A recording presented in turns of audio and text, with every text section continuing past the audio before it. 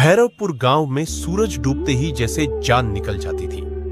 ठंडी हवा गलियों में सीटी बजाती फिर रही थी। छप्परों की पत्तियां आपस में टकराकर ऐसी आवाज कर रही थी जैसे कोई दबे पांव चल रहा हो। चूल्हों की आग बुझने लगी थी और गांव वाले जल्दी जल्दी अपने दरवाजे बंद कर रहे थे। लेकिन रामदीन और हरिया अलाव के पास हाथ सेकते हुए खेत में धान कटाई के लिए जाने की तैयारी कर रहे थे। हरिया, आज की ठंड कुछ अलग ही लग रही, सीधी हड्डियों में उतर रही है। हाथ पैर जैसे जम गई हो ऐसा लगता है। भाई, ठंड तो हर साल पड़ती है, लेकिन आज दिल भारी सा लग रहा है, जैसे कोई देख रहा हो गांव में आज कितना सन्नाटा है, कोई आदमी भी नहीं दिखाई दे रहा है। अरे डरपोक, ऐसे ही डरते रहे तो खेत का काम कभी पूरा नहीं होगा। अगर धान समय पर नहीं कटा तो खराब हो जाएगा।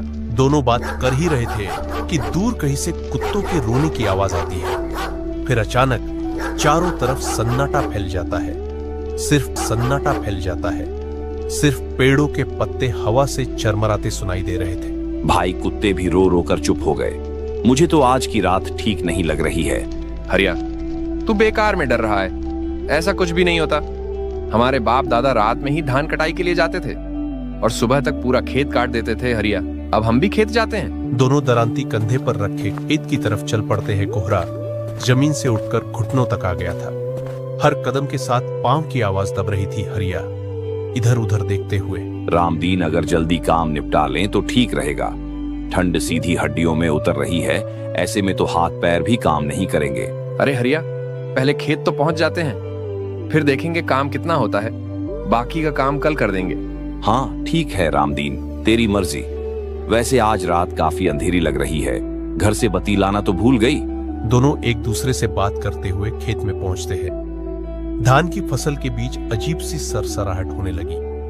हवा रुक चुकी थी, फिर भी बालियां हिल रही थी। अरे रामदीन, तुमने देखा बिना हवा के धान कैसे हिल रहा है? मुझे तो डर लग रहा है, कहीं कोई भूत प्रेत हुआ तो क्या करेंगे। हरिया, तू काम कर, ज्यादा दिमाग मत लगा। ऐसा कुछ भी नहीं है, सब तेरे दिमाग का वहम है। अचानक दूर से धीमी औरत की रोने की आवाज सुनाई देती है। दोनों के पैरों तले जमीन खिसक जाती है। हरिया कांपती आवाज में कहता है, ये रोने की आवाज कहाँ से आ रही है? इतनी रात को कौन रो रहा है? शायद कोई जानवर होगा। यहाँ आके कौन सोएगा भला? रामदीन और हरिया आवाज को अनसुनी करके अपना अपना काम करने लगते हैं। लेकिन धीरे धीरे आवाज और पास आती जा रही थी।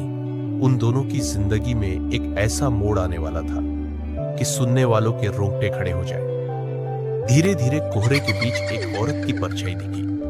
पहले लगा जैसे कोई कपड़ा टंगा हो, फिर वो आगे बढ़ने लगी। कोई है यहाँ?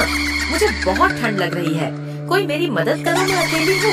अरे रामदीन, इस वक्त खेत में औरत कहाँ से आए हैं? वो हमें मदद के लिए बुला रही है। बहन, कौन हो तुम? इस वक्त यहाँ क्या कर रही हो?